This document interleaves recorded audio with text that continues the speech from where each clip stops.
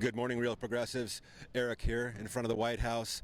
We have seen in the last couple days thousands and thousands of people come through this park, Ukrainian Americans protesting, asking Joe Biden to support them, to provide air support, to provide weapons, military, more death, more war. And we aren't sure that that's the right message. Let's take a look at this next video clip.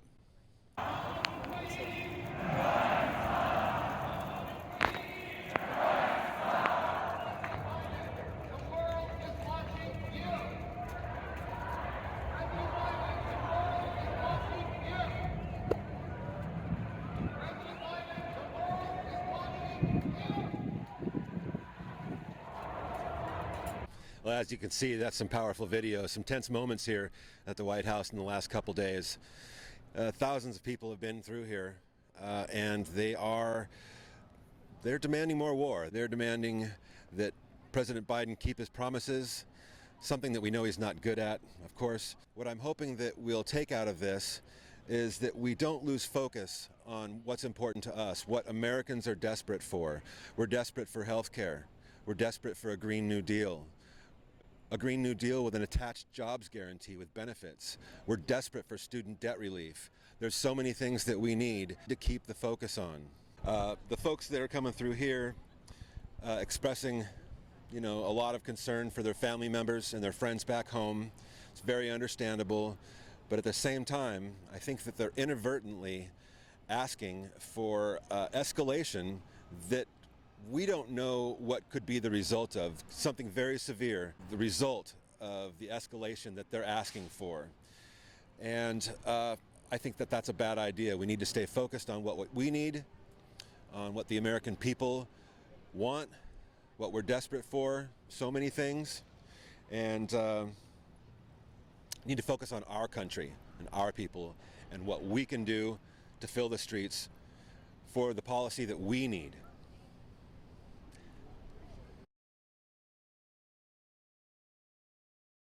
I have here with me Tatiana, who wants to share her perspective on what's happening here. Tatiana, thanks for talking to us. Thank you for your concern and your interest, I guess. Great. What is your perspective on what's happening here, and how do you feel about it? What's happening here at the White House, or here with me right now, group. with my group, with my country, you mean, with Ukraine, Yes. with the world, you mean, right? And Yes. with the humanity overall? Yes. The facts are that there is a genocide on Ukrainian people happening right now in Ukraine.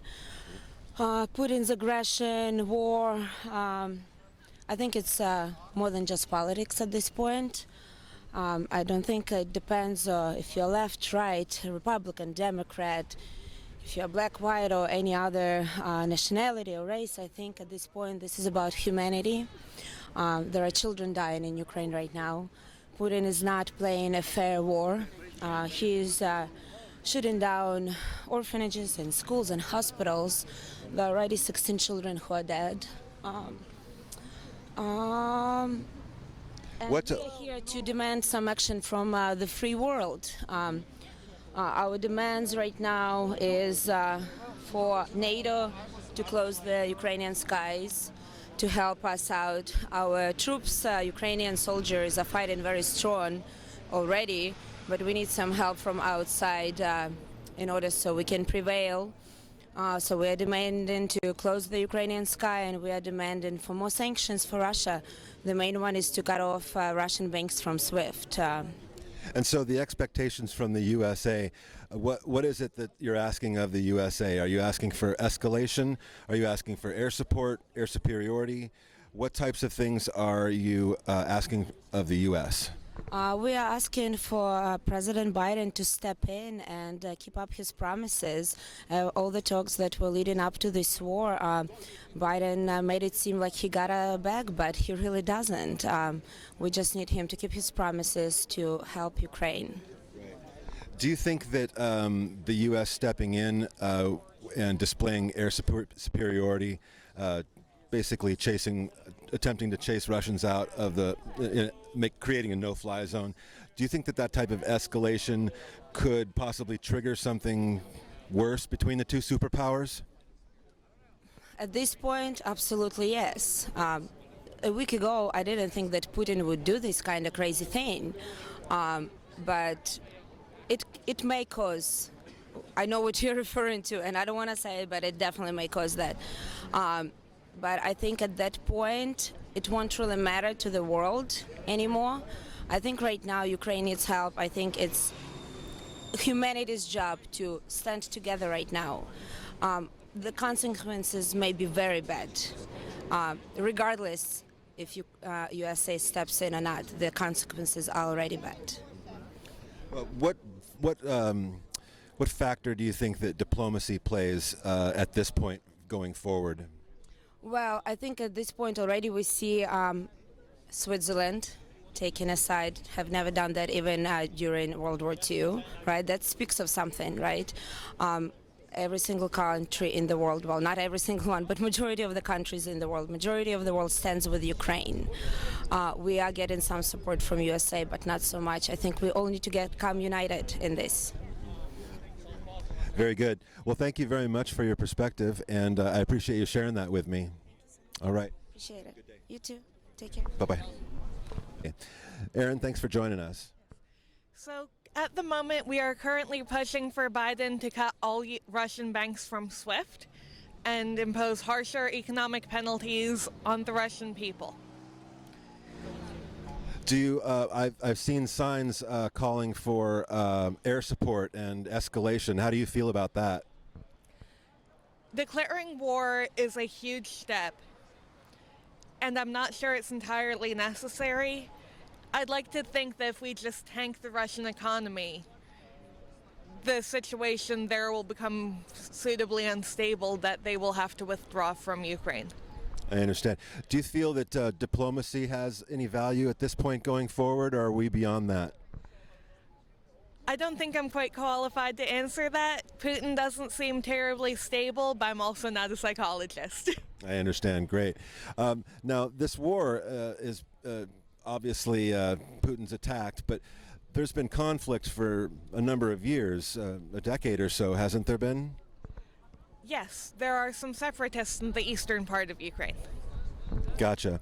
And do you think that this conflict will eventually end, or is this going to keep drawing out as it has been for quite a while now? As I said, if we hit the Russian economy hard enough, Putin will have to focus on the issues on the domestic front. And do you think that hitting the Russian economy hard enough, how do you feel that that might affect the working class of Russia? Well, it will be incredibly hard for Russia. Being poor is far different from being dead, and better poor Russians than dead Ukrainians. I understand. And the last question I have is, how long do you suppose your group is going to be out here protesting? I can't speak for anyone else, but I know that I will be here every day or at the Russian embassy until the situation is resolved and Ukraine is free. Great. And thank you very much for your time, Aaron, and thanks for helping us get a clear perspective of where you're at. Thank you. I have Alexander with me here right now, and he's going to share his perspective with us on what he feels. One moment. Small world. Anyway, we have Alexander with us, and he's going to share his perspective on what's happening here and why he supports it. Hi, Alexander. Thanks for talking to us. My pleasure. What do you feel is the answer? What do you feel that your group is calling for, and as far as demands go, and what do you think the solution might be to this conflict in the Ukraine and Russia? So I feel that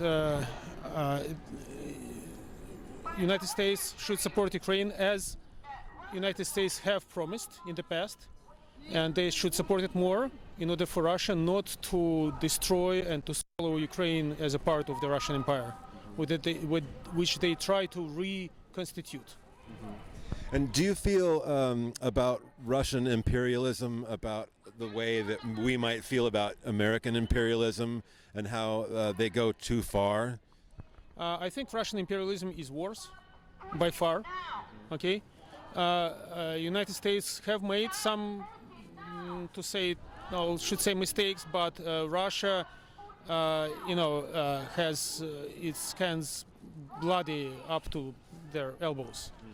So it's very bad. They basically trying to extend their empire in different directions.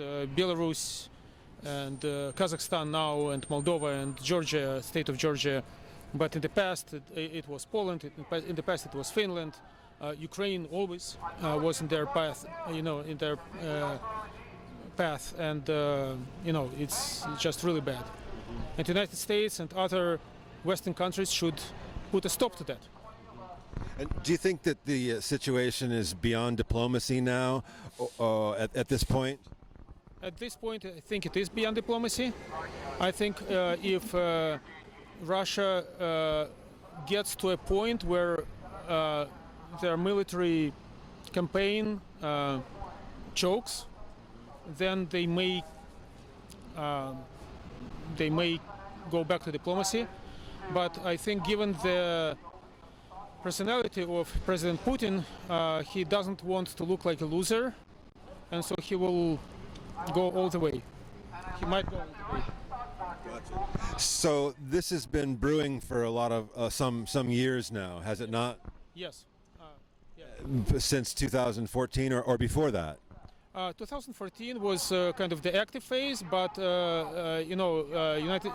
Russia took over Ukraine in 1918, more than 100 years ago. Before that,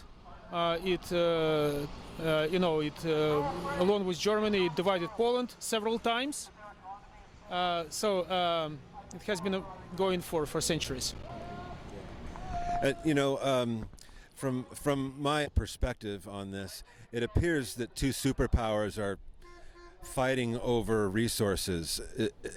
Do you think it boils down to resources, or is there other motivation? Usually when America goes into another country and starts messing around, it's because of resources.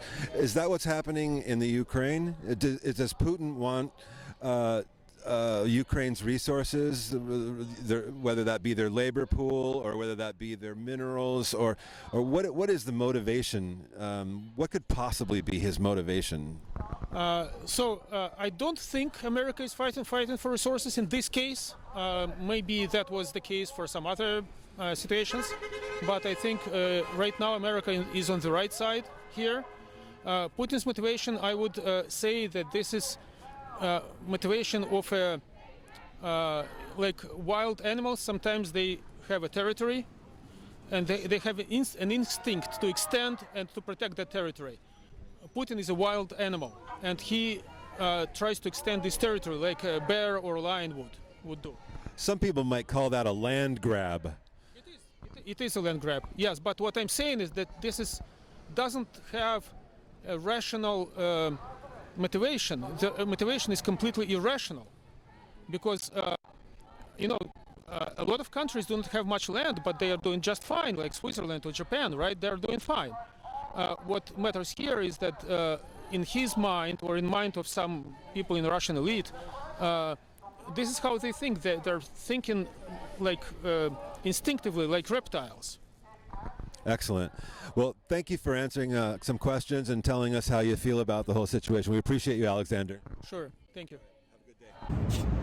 All right, folks. Thanks for tuning in. And this is Eric and Riley's adventure here on the first week of a 5-month tour.